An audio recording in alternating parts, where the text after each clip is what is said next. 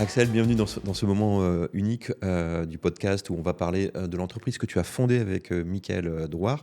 L'entreprise Mmh. s'appelle Fabric, elle est spécialisée dans l'intelligence collective et la transformation des entreprises.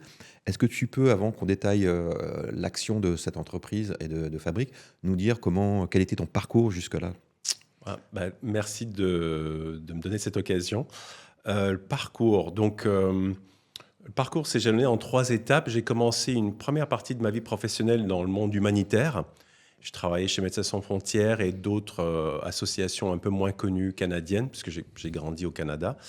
Et après ça, une deuxième étape dans le secteur spatial, où j'ai travaillé chez Arianespace, Eutelsat et une autre entreprise aussi dans le même secteur. Et la troisième partie, qui est la plus longue, qui fait presque 20 ans maintenant, c'est dans le conseil. Et dans le conseil, j'ai démarré dans le conseil en stratégie Mhm. pur, dans un cabinet un peu classique qui ressemble au Big Four, mais qui était canadien en fait. Et très vite, je me suis orienté vers la transformation. Et dans la transformation est apparu le sujet de l'intelligence collective au service des transformations des entreprises. Et 15 ans plus tard, me voilà ici. Alors, ce travail sur l'intelligence collective, tu l'as fait avant de fonder Fabric, mais ça a duré combien de temps, cette phase entre le moment où tu l'as découvert et le moment où tu crées Fabric?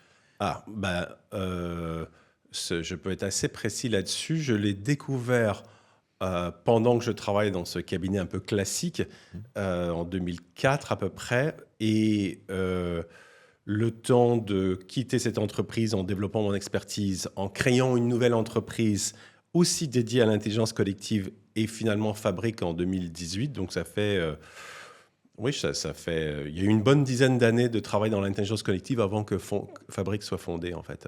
Ok, très bien. Tu l'as fondé avec Michael et puis Chloé vous a rejoint. Ouais. Tu l'as rencontré comment, qu'est-ce qui a matché entre toi et Michael au Donc, démarrage? l'histoire, on va dire, ni longue ni courte, un peu entre les deux, c'est... To make a long Ouais. story short, comme on dit en anglais. Michael et moi, on travaillait dans la même entreprise dans laquelle j'étais d'ailleurs actionnaire précédente. J'ai quitté cette entreprise et Michael peu de temps après. Et on s'est dit, on s'entend bien ensemble, on a les mêmes idées, mais faisons un petit test ensemble. Donc pendant 1 an, on a travaillé comme si on était associés, mais en étant indépendants.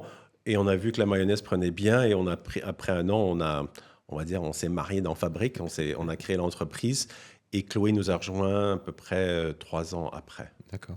Voilà. Alors, Mickaël sort du podcast. D'abord, il a une vision à la fois très complémentaire et un peu différente de la tienne, mais on voit que vous êtes finalement très complémentaires. Il a utilisé, quand je lui ai demandé pourquoi le mot fabrique, il est allé sur l'acception anglo-saxonne du terme et le côté tissu social, j'étais très, qui se retrouve dans le logo. J'étais très sensible à ça. Est-ce que c'est quelque chose que tu partages, Ah, j'imagine? mais complètement. Ça, voilà. Peu de gens en France comprennent ce sens du mot fabrique en anglais. Hélas, ils pensent fabrique, ils pensent machine, malheureusement. Mais en anglais, le mot fabrique désigne bien le tissu. Et en fait, notre métier, c'est de recréer ou d'améliorer le tissu social au service d'un objectif commun. Dans les entreprises, c'est l'activité de l'entreprise, mais ça pourrait tout aussi bien améliorer le tissu social pour une association, pour euh, un groupe politique. N'importe quel domaine pourrait bénéficier d'une amélioration de son tissu social, si je puis dire.